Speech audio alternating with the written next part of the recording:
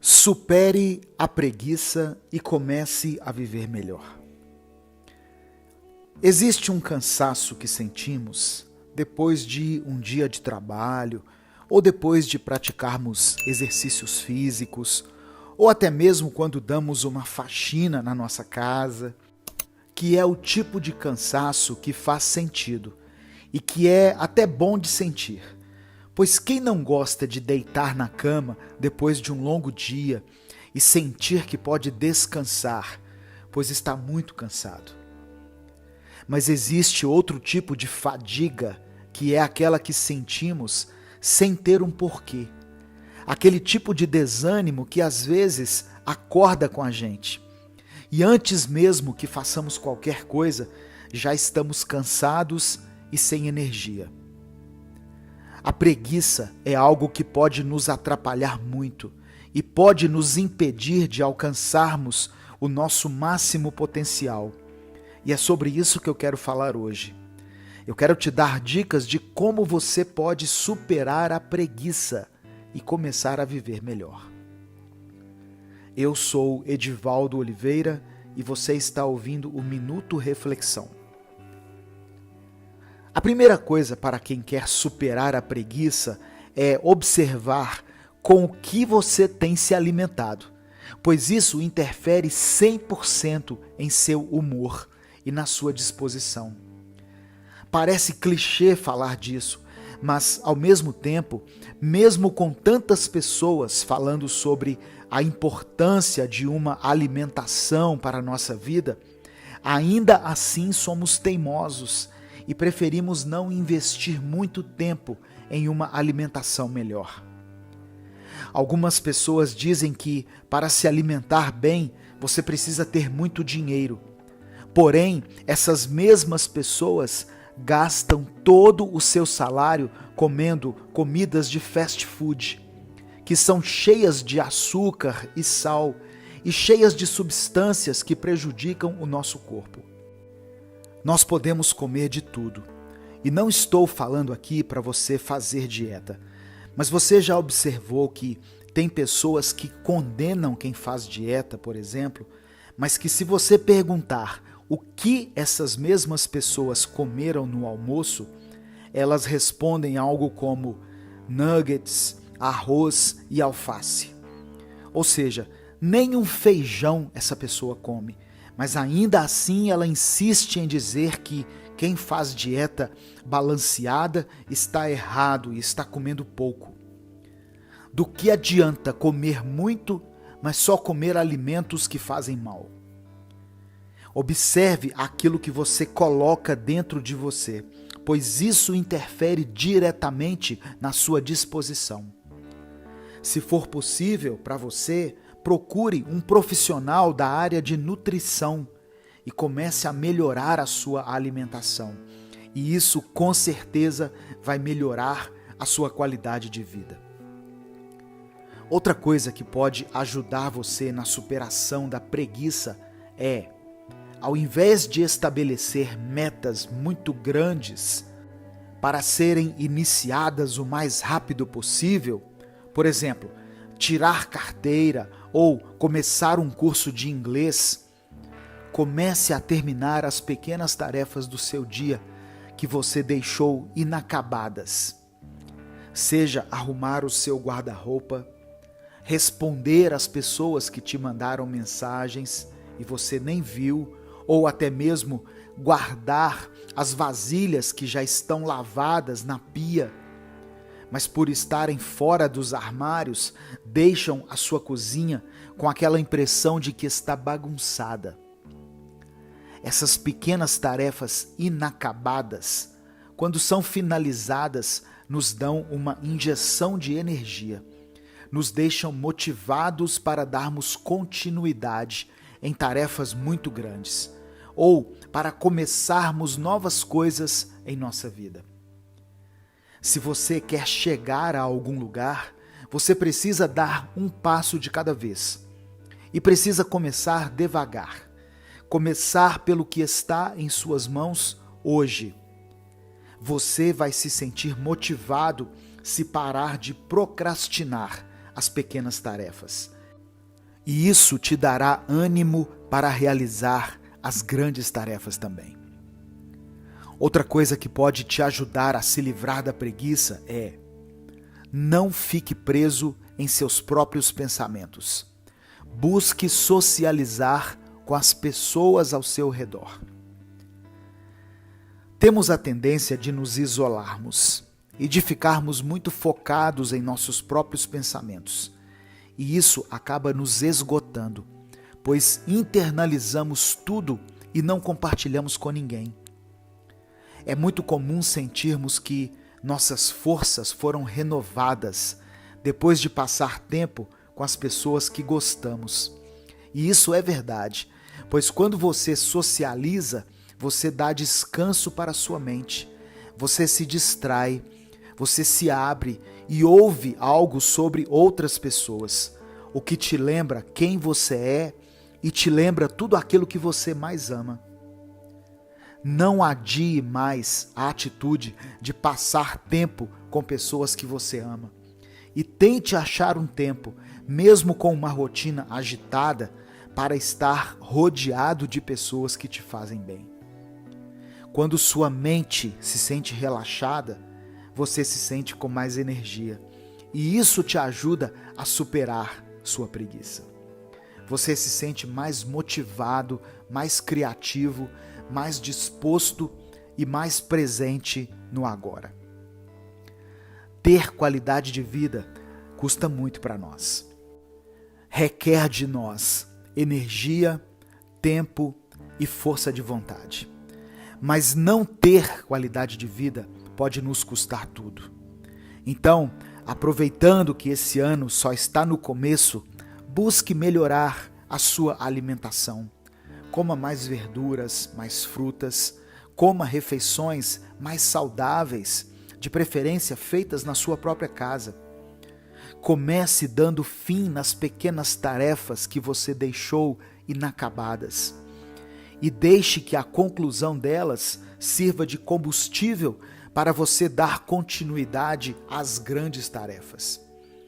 E não evite a socialização com as pessoas. Procure sempre estar rodeado de quem você ama, pois isso ajuda a sua mente a descansar e a não se sentir ansiosa e pressionada o tempo todo, o que faz você ter mais força de vontade. É o medo que te impede. Você já teve a sensação de que tudo estava indo bem e você estava conseguindo se sentir confiante, dando um passo de cada vez, conseguindo prosseguir, porém de repente você ficou completamente paralisado e pior, sem entender o porquê de estar assim? De uma maneira muito intensa, o medo tem um lugar grande dentro de nós. E ele se mostra nos piores momentos, principalmente quando precisamos ser corajosos e mostrar quem realmente somos. Geralmente nesses momentos é que o medo se torna mais poderoso dentro de nós. Vivemos em uma sociedade onde o que é nos ensinado desde cedo é a cultura do medo. E achamos que o jeito certo de se viver é assim. A cultura do medo está presente, por exemplo, quando nos dizem: faça o seu dever de casa ou você ficará de castigo. E pensamos que deveríamos fazer o dever de casa pelo medo do castigo e não porque era o correto a se fazer. Ou até mesmo nos dias de hoje, quando dizemos para alguém: eu tenho um sonho de viajar de carro conhecendo todo o território brasileiro. E a primeira coisa que a pessoa que está ouvindo tem a dizer, geralmente é: você não tem medo de ir sozinho, não? Ou você não tem medo de ter um problema mecânico no seu carro, no meio de uma estrada deserta ao longo da viagem? Essa é a cultura do medo, que antes de pensar no lado bom de alguma coisa, já nos causa uma sensação de que deveríamos nos preocupar. E assim buscamos uma preocupação qualquer na nossa mente e começamos a nos importar com ela, ao invés de focarmos na coisa boa que antes estávamos pensando.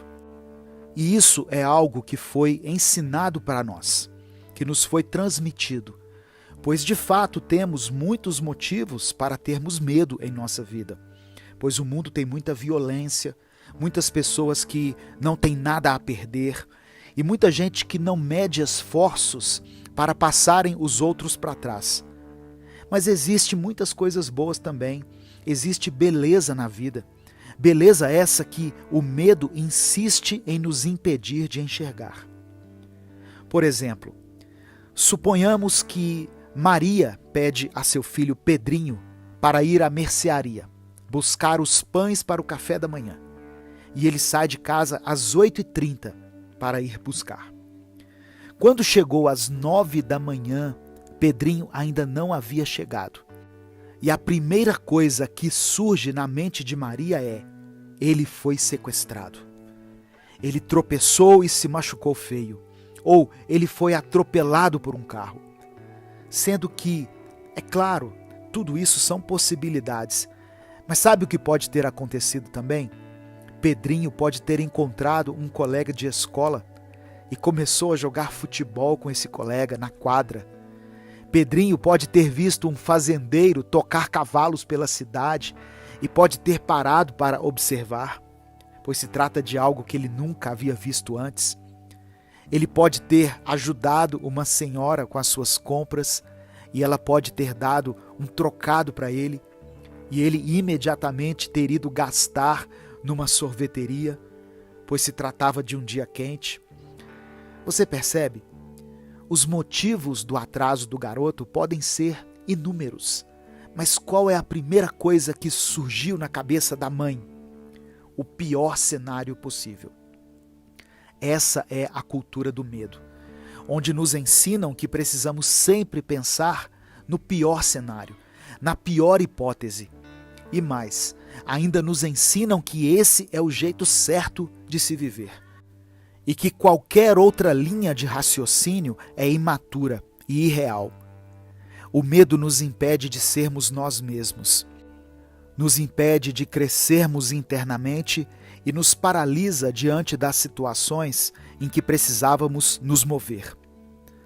Para lutar contra a cultura do medo, você precisa fazer um exercício diário de, mesmo sabendo que você tem motivos para pensar nos piores cenários possíveis e que alguns deles até façam sentido, você prefere olhar para o lado bom das coisas e prefere pensar em todas as possibilidades boas que poderão surgir no seu caminho.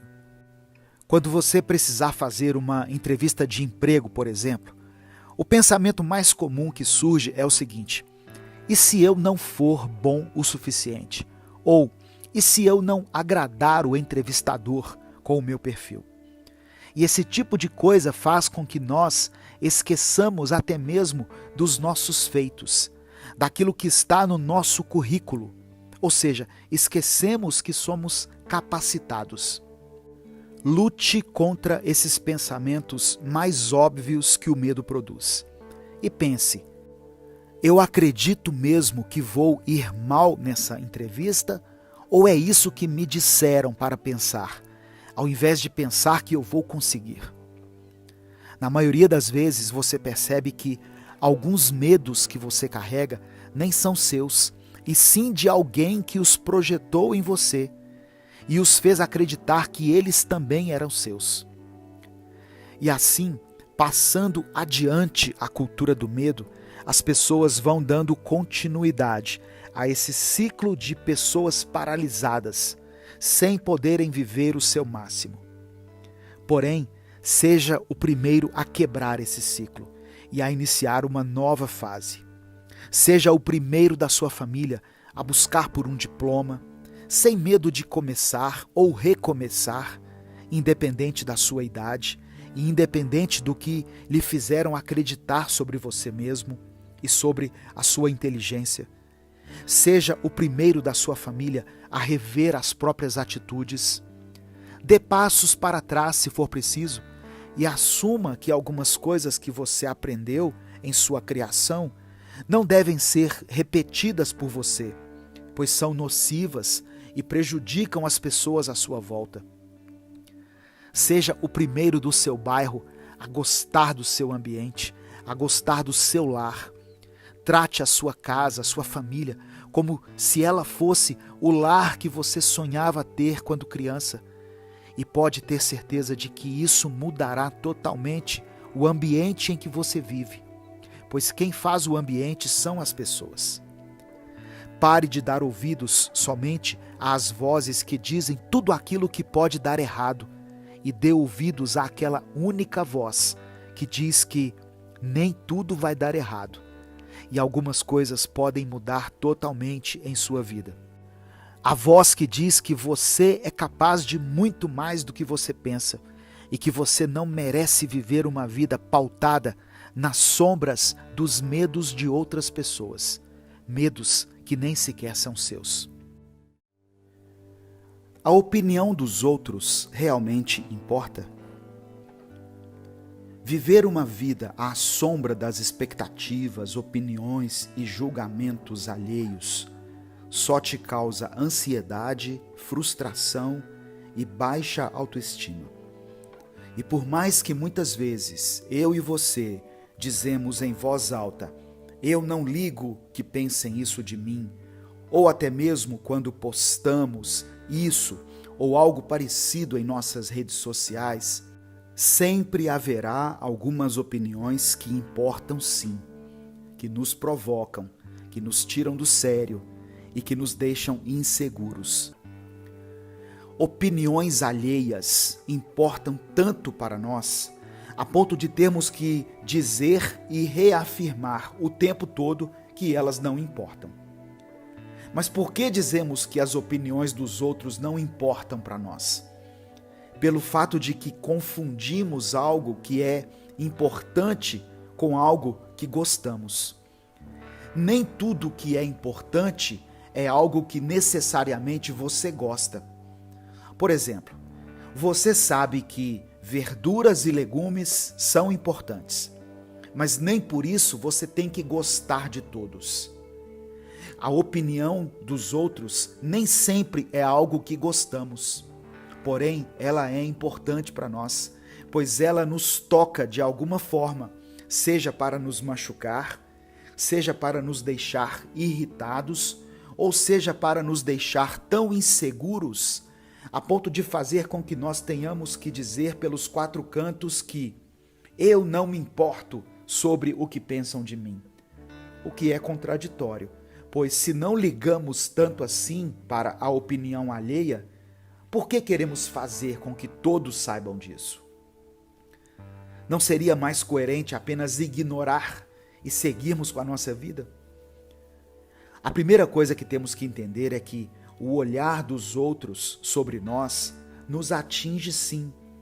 Pois você, por exemplo, que está ouvindo essa mensagem, com certeza está numa jornada em busca de um crescimento pessoal, em busca de uma evolução mesmo. E quando escuta alguém te julgar como imaturo, impaciente, insensível, insensato, com certeza isso te aborrece, pois você sabe que isso não é verdade e também sabe que você tem se esforçado muito para melhorar todos os dias. Então, para tratarmos disso, precisamos assumir isso. Está tudo bem, todo mundo vive dessa forma. A nossa vida é como aqueles filmes de Natal, onde o vizinho da frente começa a disputar com o outro para ver quem coloca a melhor e a mais extravagante decoração de Natal. Nos ensinaram assim, até dentro da nossa própria casa. Os copos eram separados como sendo copos para as visitas e copo para a família usar. Veja só, desde sempre nos ensinam que o mais correto é nos preocuparmos com o que os outros acham e não com o que é de fato.